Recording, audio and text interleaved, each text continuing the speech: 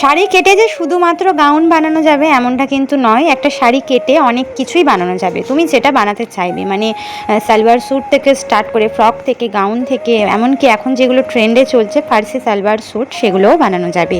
তো এখানে কিন্তু একটা শাড়ি কেটে সালোয়ার বানানোর আমার কাছে অর্ডার বেশ কয়েকদিন আগে এসেছিলো, যেটা আমি এখন করলাম। তো মোটামুটি বলতে পারো এই যে একটা শাড়ি দেখতেই পাচ্ছ কতটা সুন্দর শাড়িটা, আর এই শাড়িটা কেটেই কিন্তু আমাকে সালোয়ার স্যুট বানাতে হবে। শুধুমাত্র কামিজ মানে প্যান্ট হবে না, শুধুমাত্র জামাটাই হবে। প্যান্ট উনি অন্য কিছুর সঙ্গে পরবেন, যেহেতু কাপড়টা একটু পাতলা ছিল সেই কারণে।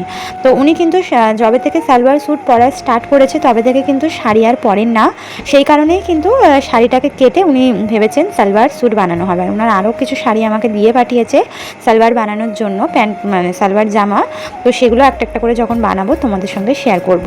তো এই একটা শাড়ি দিয়ে ম্যাক্সিমাম 3টে কি 4টে ওনার হয়তো হবে, কারণ উনি যেহেতু একটু হেলদি আছে তো সেই জন্য। তো এখানে একদম সিম্পলি, যেহেতু ওনার বয়সটা একটু বেশি, মানে অ্যাপ্রক্স আমার শাশুড়ি মায়ের থেকেও অনেক বেশি ওনার বয়স, তো সেই জন্য ওনার কিন্তু একটু ঢিলে ঢালাই পরাটা পছন্দ, এবং সেই সাথে একদম সিম্পল, কোনো ডিজাইন কিছুই হয়নি। জাস্ট সামনে মানে একটু গলা করে গোল করে, পেছনে ছোট গলা করে, আর হাতাটা ছিল ফুল স্লিভসের ওপর আর টিপ বোতাম দেওয়া হয়েছে, এরকমভাবেই হয়েছে। আর ভিতরে কিন্তু আমি যে দেখো ব্লু কালারের লাইনিংও ব্যবহার করেছি, যেহেতু জামাটা মানে শাড়িটা একটু পাতলা ছিল তাই পরতে পারবেন না, তাই ভিতরে দিয়েছিলাম এরকম নেভি ব্লু কালারের। তুমি কি শাড়ি কেটে শুধুমাত্র গাউনই বানাও না অন্য কিছু বানাও? তো সেই কমেন্টের উদ্দেশ্যেই আজকের এই ভিডিওটা বানানো। তো শাড়ি কেটে তুমি যেটা বানাতে চাও সেটাই বানানো যাবে, এতে কোনো সমস্যা হবে না।